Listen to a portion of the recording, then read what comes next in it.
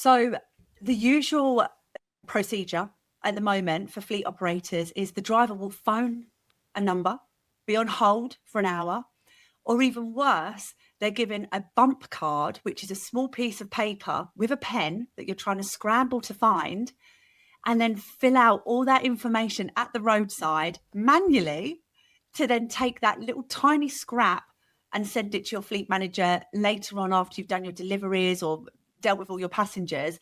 And it's just a complete mismatch of manual, handwritten, and missing information. And that's current. It's been the same for years. Oh, so this still goes on in the majority of fleets around the globe. Absolutely. Yeah, absolutely. And we're finding there is some better processes in place, obviously thanks to systems such as Ono, but ultimately drivers are just very unprotected at the roadside. They're taught, they're given a great onboarding session when they come on board to a fleet. They're told what to do then, but they may not have an accident for 6 months or a year. And by then you forget everything that was told to you. And I think if I'm picturing myself being in that situation, there's a little bit of panic or fight or flight that might occur. And so whatever training I might be able to recall might be masked or pushed down through some of my anxiety during the accident. Yeah, absolutely. It's chemically proven that during this situation, an acute stressful situation, your brain decreases by 20% capacity. Mm-hmm. And the best drivers who deal with an incident are black taxi drivers because they've really trained their hippocampus, the part of the brain. And Nice. I'm not a science girl at all. Sure. It's just interesting to me. Sure. And that reduction in 20% of brain capacity that's what triggers your fight or flight mode. And that's why we get so many hit and runs or aggressive behavior at the roadside. Oh, so not that it isn't your responsibility, but oftentimes it's a trigger that just, I'm sure a lot of people have said, I don't even realize that I left, that I took off. Absolutely. And then it also reminds me of what I've learned about people in emergency rooms in hospitals. There are people who have to super train their, what was that brain, part of your brain that you mentioned? Hippocampus. The hippocampus.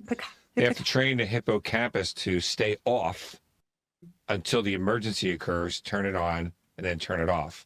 Because you can't have that active for your 8-hour shift in an emergency room. Your body just can't handle that.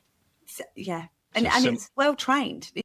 It's just a part of the brain that taxi drivers in particular really have it trained due to the knowledge.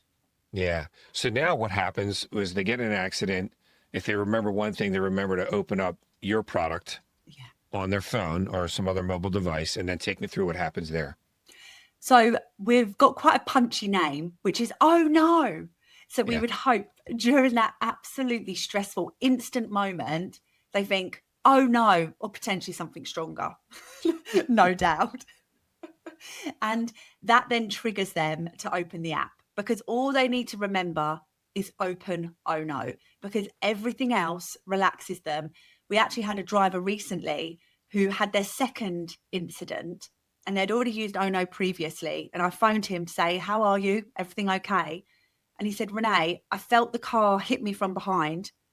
And for the first time in my driving career, I didn't even stress because I just knew I could get out of that car, open Oh No. And I actually thought, I've got this. No problem. Don't worry, everyone. I know what to do. And that for me is exactly why we built Oh No. That's awesome because we're starting with think about the human benefit to mitigating that stress and anxiety. Right? If that's all you accomplished, that's Brilliant. Great. And not that this next question is going to be boring answers, but on the back end, what are the 2 or 3 things that are benefiting the company managing the fleet? Are you finding a way to impact insurance premiums? Don't know. You're getting better data on where and how accidents occur. Or are you finding there's a lot of time saved, right? Because you're not having to track down all the folks involved in the accident, but you're putting resources saying, call the shop, call the police, call the person that was involved in the accident.